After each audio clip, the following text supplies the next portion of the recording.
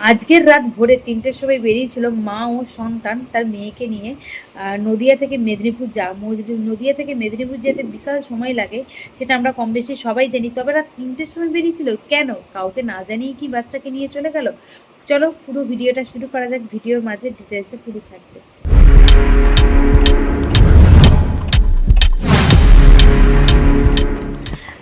আমরা কম বেশি রিয়া ও সৌরভকে চিনি। তার একটা ছোট্ট ফুটফুটে কন্যা সন্তান হয়েছে, এটাও আমরা কম বেশি জানি। এবং তারা একটা ভাড়ার বাড়িতে থাকতো, এতদিন ভাড়ার ঘরেই থাকতো। তবে হ্যাঁ, রাত ৩টের সময় এমন কি হলো যে তাড়াহুড়ো করে তারা তার সন্তানকে নিয়ে চলে গেল। মানে তার নদিয়া থেকে যাচ্ছে মেদিনীপুর। ভাবো, নদিয়া থেকে মেদিনীপুর যেতে কতটা সময় লাগে। তার জন্যই কি রাত ৩টের সময় বেরিয়েছিল কি বলবো সমস্ত কিছুই। আসলে কি বলতো, তারা অত রাত্রে বেরিয়েছিল কারণ যত তাড়াতাড়ি বেরোবে, যেহেতু প্রচণ্ড দেশে গরম, প্রচণ্ড গরম, তারপরে কোনোদিন ঝড় মেঘ বৃষ্টি এটা সেটা লেগেই আছে। তবে সেই জন্যই কিন্তু তারা চেষ্টা করেছিল যত তাড়াতাড়ি রাত্রে বেরোতে পারবে, যেহেতু রাত্রে তো একদম বেরোতে পারবে, একটু ভোর ভোর হলে তাহলে যেতে পারবে। তো একটু ভোরের দিক করে বেরিয়েছিল যাতে তারা খুব তাড়াতাড়ি, মানে ওয়েদারটা খুব মানে বেলাটা বাড়ার আগেই, গরমটা বাড়ার আগেই আর কি, তারা যাতে তার বাড়ি পৌঁছে যায়, অর্থাৎ শ্বশুর বাড়ি তার বাচ্চাকে নিয়ে চলে যেতে পারে।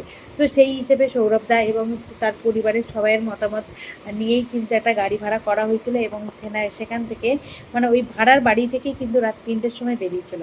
ভাড়ার বাড়ি থেকে রাত 3টের সময় বেরিয়ে কিন্তু তখন তার সন্তানকে নিয়ে তার মা এবং সৌরভদা আর রিয়াদি চলে গেল তাদের নদিয়ার দিকে রওনার জন্য। তবে হ্যাঁ, যে সকালবেলা বেরিয়েছে বলেই যে খুব তাড়াতাড়ি পৌঁছে গেছে এমনটা নয়।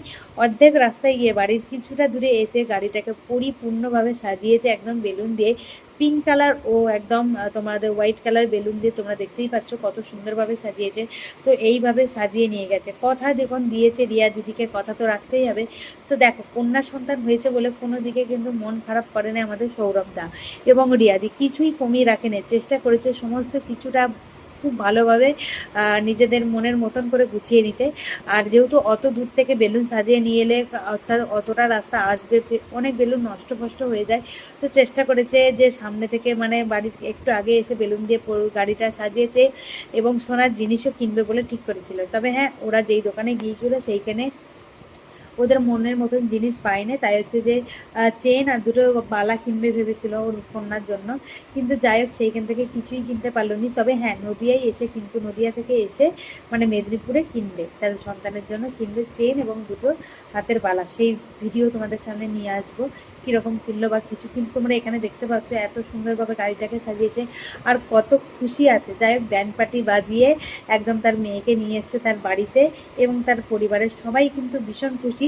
তবে হ্যাঁ, তার শ্বশুরমশাই কিন্তু সবাইকে মিষ্টি খাওয়াচ্ছে, দেখো কত খুশি, অনেক ভালোবাসা থাকলো তার পরিবারের সবাইয়ের জন্য।